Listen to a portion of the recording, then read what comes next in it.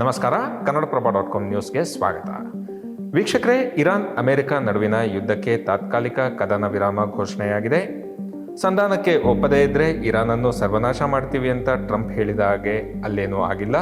ಆದರೆ ಪರಿಸ್ಥಿತಿ ಸಂಪೂರ್ಣವಾಗಿ ಸುಧಾರಿಸಿಯೂ ಇಲ್ಲ. ಅಲ್ಲಿ ಈಗ ಬೂದಿ ಮುಚ್ಚಿದ ಕೆಂಡದಂತಹ ವಾತಾವರಣ ಇದೆ. ಇರಾನ್ ತಾತ್ಕಾಲಿಕ ಕದನ ವಿರಾಮಕ್ಕೆ ಒಪ್ಪಿಕೊಂಡಿದೆಯಾದರೂ ಹಾರ್ಮುಜ್ ಜಲಸಂಧಿ ನಿಯಂತ್ರಣ, ಶುಲ್ಕ ಸಂಗ್ರಹ, ಪರಮಾಣು ಯುರೇನಿಯಂ ಎನ್ರಿಚ್ಮೆಂಟ್ ವಿಷಯವಾಗಿ ತನ್ನ ಪಟ್ಟು ಬಿಡೋದಕ್ಕೆ ಒಪ್ತಿಲ್ಲ. ಇನ್ನು ಅಮೆರಿಕ ಹಾರ್ಮುಜ್ನಲ್ಲಿ ಮಿಲಿಟರಿ ಮೇಲ್ವಿಚಾರಣೆಗೆ ಚೌಕಾಸಿ ಮಾಡ್ತಿದೆ. ಇದೆಲ್ಲದರ ನಡುವೆ ಇಸ್ರೇಲ್ ಕದನ ವಿರಾಮಕ್ಕೆ ಬೆಂಬಲಿಸಿದೆಯಾದರೂ ಈ ಒಪ್ಪಂದ ಎಲ್ಲದಕ್ಕೂ ಅನ್ವಯವಾಗಲ್ಲ. ಲೆಬನಾನ್ನಲ್ಲಿ ಹಿಜ್ಬುಲ್ಲಾ ವಿರುದ್ಧ ಹೋರಾಡುವುದನ್ನು ಬಿಡಲ್ಲ ಅಂತ ಹೇಳಿದೆ. ಇನ್ನು ವಿಶ್ವಸಂಸ್ಥೆ ಯಥಾ ಪ್ರಕಾರ ಶಾಂತಿಗಾಗಿ ಒತ್ತಾಯಿಸುತ್ತಿದೆ. ಒಟ್ಟಾರೆ ಈ ಕದನ ವಿರಾಮ ದಾಳಿಗಳನ್ನು ತಾತ್ಕಾಲಿಕವಾಗಿ ನಿಲ್ಲಿಸಿರಬಹುದಷ್ಟೇ. ಆದರೆ ಅಲ್ಲಿ ಈಗ ಏನೇ ಆದರೂ ಸಂಘರ್ಷಕ್ಕೆ ಕಾರಣವಾದ ಪ್ರಮುಖ ಅಂಶಗಳು ಬಗೆಹರಿಯದೆ ಇನ್ನೂ ಜೀವಂತವಾಗಿದೆ.